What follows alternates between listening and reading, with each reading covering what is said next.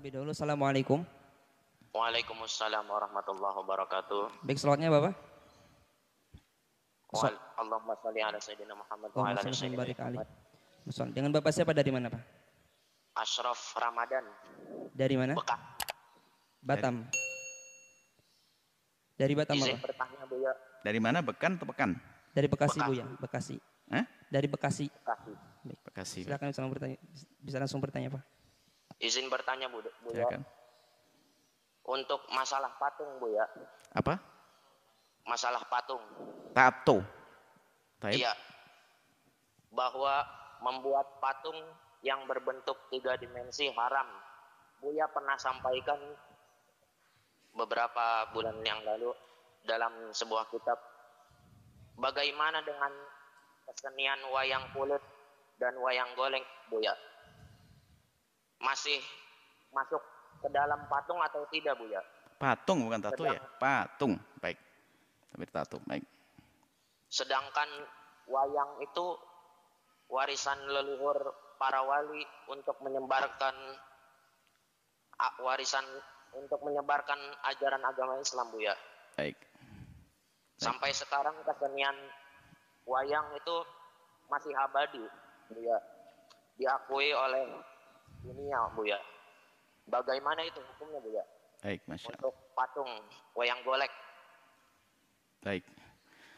Yang disepakati oleh para ulama adalah gambar. La'anallahu musawwirin, Allah mengutuk orang yang membuat gambar adalah gambar mujassadah, gambar yang berbentuk. Kecuali boneka untuk boneka anak kecil. Gambar yang berbentuk mujassadah itulah yang dikatakan haram, tapi dari yang bernyawa. Kalau yang tidak bernyawa enggak. Sesuatu yang utuh dari yang bernyawa dalam bentuk utuh itu disebut patung itu. Apakah kucing, binatang, pokoknya bernyawa. Yang berbentuk itu yang disepakati keharamannya. Adapun gambar yang tidak berbentuk khilaf di antara para ulama. Nah, kemudian wayang itu adalah budaya seni.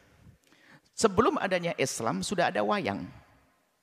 Lalu para ulama dari Wali Songo ini ingin bagaimana membawa wayang ini sebagai sarana untuk berdakwah. Tujuannya adalah berdakwah.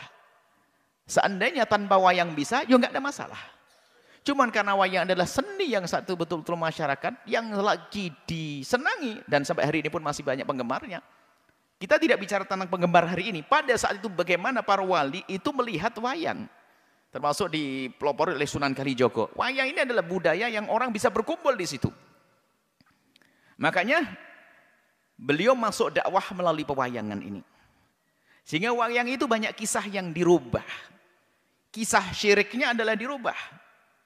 Termasuk di dalamnya adalah dimasukkan kisah Bagong, Semar, Norogareng, Petro. Itu adalah sebenarnya untuk menghilangkan kesyirikan. Karena di situ kan dalam pewayangan itu kan diambil dari kisah Hindu Buddha itu tentang Bharata Yuda, tentang Ramayana dan sebagainya itu.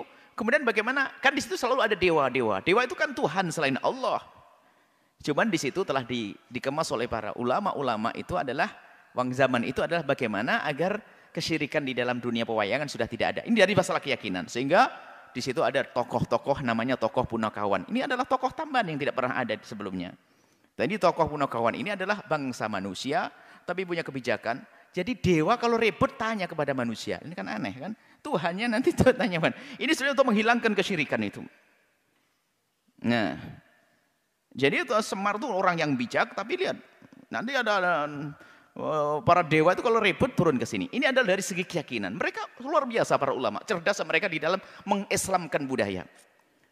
Kemudian masalah urusan bentuk wayang. Mereka juga ngerti diskusikan para ulama. Patung adalah haram. Makanya mereka penyet. Jadi menjadi tipis. Bukan bentuk berjasad. Nah kayak ini. Makanya hendaknya kalau memang harus wayang. Yang wayang kulit ini. Bukan wayang yang lainnya. Cuman namanya seni dari budaya seni yang tidak islami diislamkan, cuman oleh seniman diambil lagi, dikembalikan lagi. Maka kalau ingin menekuni dua pewayangan yang syar'i, tetap dengan prinsip-prinsip seperti itu. Ceritanya harus ada disisipkan pesan-pesan kemuliaan. Tentang Tuhan, tentang Allah. Dewa-dewi itu adalah hanya sekedar kisah yang meramaikan dalam kisah tersebut, tapi di situ harus bukan dianggap sebagai Tuhan. Dan itu dilakukan para orang-orang yang ngerti agama. Dimulai daripada Wali Songo yaitu Sunan Kalijogo. Jadi gambar yang sifatnya tipis itu kan kulit namanya tipis, itu bukan digolongkan sebagai mujasad. Itu ada makna, ada maksud di balik itu semuanya. Kenapa tipis? Makanya hendaknya ya ini, harusnya ini yang hendaknya kalau ingin menggunakan seni wayang. Kalau sudah berbentuk itu kembali kepada permasalahan tadi. Karena yang tidak diperkenankan adalah gambar-gambar yang berbentuk berjasad. Jadi kami himbau kepada para seniman-seniman wayang, hendaknya kembali kepada apa yang telah ditata oleh ulama-ulama terdahulu kita Wali Songo. Kisah-kisahnya harus kisah membangun, bukan memprovokasi, bukan mengajari jelek, tapi membangun keimanan di dalamnya. Kemudian masalah wayangnya pun hendaknya tetap diperhatikan, jangan sampai keluar daripada jalur syar'i yang sudah dibahas oleh ulama dulu. Biarpun kita tidak pernah ngerti sebabnya, kenapa harus pakai kulit dan sebagainya. Karena itu adalah untuk tidak menjadikan bentuk jasad, mujassadah. Kemudian juga di dalam gambarnya itu sendiri sudah dirusak. Padahal namanya Arjuna katanya orang paling ganteng. Coba lihat ganteng dari mana kalau gambarnya kayak begitu. Jendol belakangnya begitu katanya paling ganteng Arjuna. Itu gambarnya sudah dirusak semuanya. Akhirnya tidak lihat hidungnya mau, Petro hidungnya panjang ke depannya.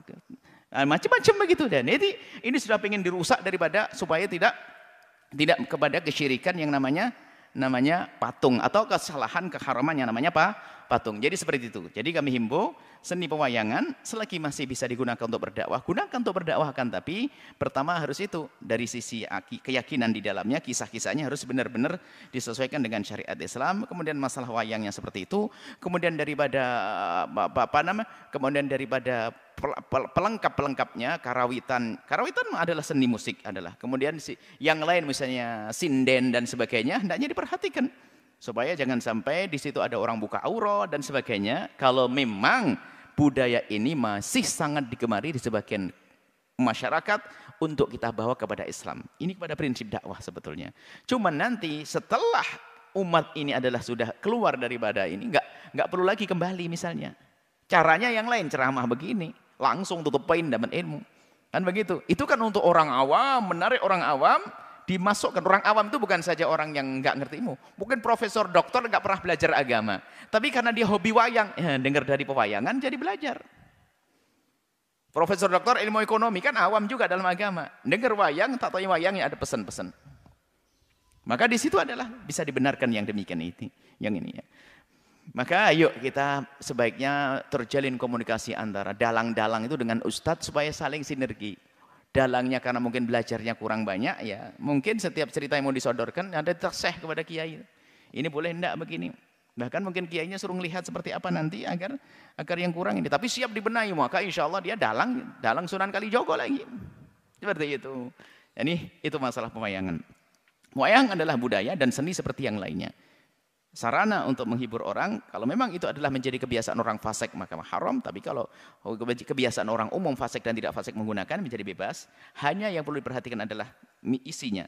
Siapa yang melaksanakan, di mana tempatnya, itu kan harus kita perhatikan. Apa yang diisinya, apa yang diucapkan, di mana melaksanakannya, kapan waktunya, ya kan? Ini adalah yang harus diperhatikan. Keharaman itu karena apa? Mungkin waktunya bertentangan. Waktunya adalah waktu yang menjadikan orang tidak menjalankan kewajiban. Atau tempatnya adalah tempat maksiat, nggak boleh. Orang-orangnya pada tidak menutup aurat, nggak boleh. Seperti itu. Termasuk keramaian orang berdempet-dempet dan tidak diatur adalah menjadi haram itu semuanya. Haramnya karena kerjaannya tersebut dicampur dengan sesuatu yang haram itu saja. Wallahu a'lam bishawab.